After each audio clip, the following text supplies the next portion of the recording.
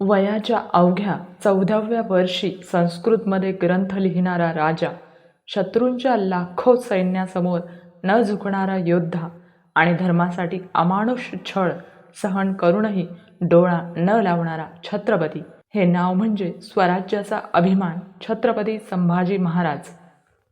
14 मे 1657 पुरंदर किल्ल्यावर एका सिंहाचा जन्म झाला.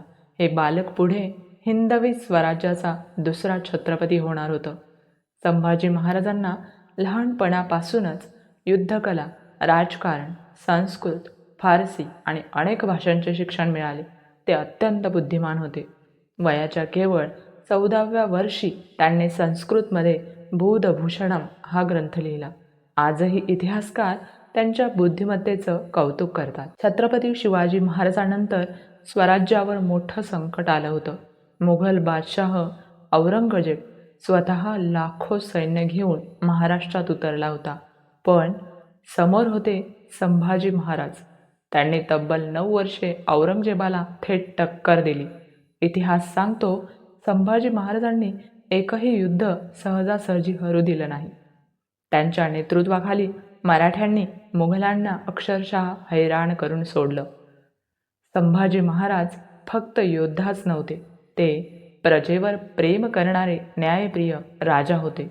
1689 संभाजी महाराजांना विश्वासघाताने पकडण्यात आलं.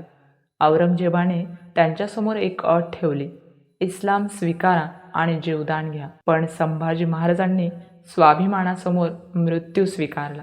त्यांच्यावर अमानुष अत्याचार झाले. डोळे काढले गेले, जीभ कापली गेली, शरीरावर क्रूर छळ करण्यात आला. पण तरीही त्या सिंहाने धर्म आणि स्वराज्य सोडलं नाही. इतिहासात असा पराक्रम क्वचितच पाहायला मिळतो.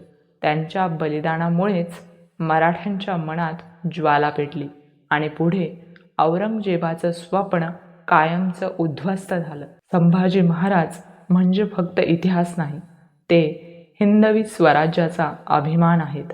त्यांनी शिकवलं, मृत्यू स्वीकारा पण स्वाभिमान कधीही विकू नका. आज त्यांच्या जयंतीनिमित्त आपण त्या महान योद्ध्याला मानाचा मुजरा करूया.